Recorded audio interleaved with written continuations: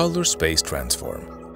The process of converting between different color spaces is called color space transform. This is done when translating an image from one color space to another, with the aim of maintaining as much of the original image's color accuracy as possible in the translated image. One of the finest examples of this is using color space transform in DaVinci Resolve to convert the color space from log C to a display color space such as Rec 709.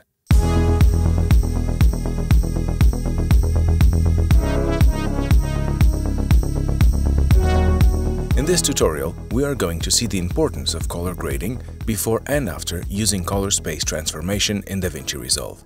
So, let's dive into our tutorial.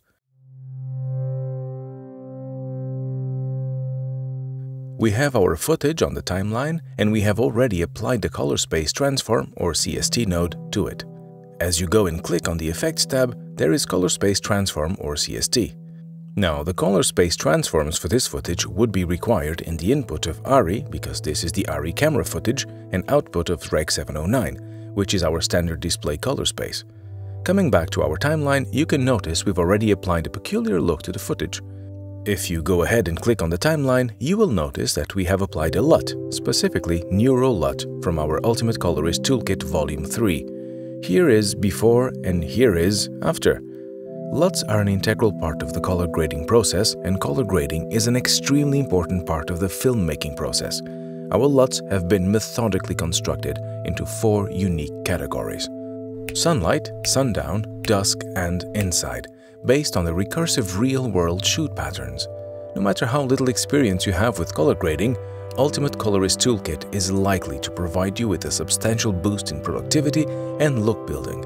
If you want to check out our LUTs and other color grading assets, make sure to check out our website. Coming back to the tutorial, we have our color space transform node here. Let's go ahead and add the node after the CST node. Then let's try to increase the luminance in the highlights of our footage by using the Curves tool. As we do that, you can see in the video scope the highlights of the footage are clipping, and that means we are losing considerable highlight information of our footage. So how do we fix this? And why would we want to fix this? Well, while doing your color grading, it's always desirable to retain as many details as possible of your footage. So, for the comparison, let's grab a still and quickly name it after CST. Going ahead, let's copy this adjustment, disable the node, add another serial node before our CST node, and then apply the same effect on it.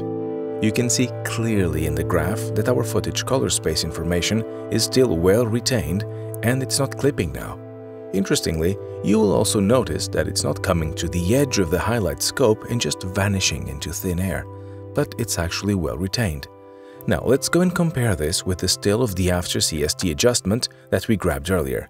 You can clearly see how we were losing a lot of data as compared to grading underneath CST or before CST. So what's happening here? Because we are going from log C to Rec 709, we are moving from a larger and wider color space to a much smaller one. And if you make adjustments with similar intensity in both the color spaces, the smaller color space here, that is Rec 709, is going to have a much more aggressive change as compared to the bigger color space, log C. That's it for this video.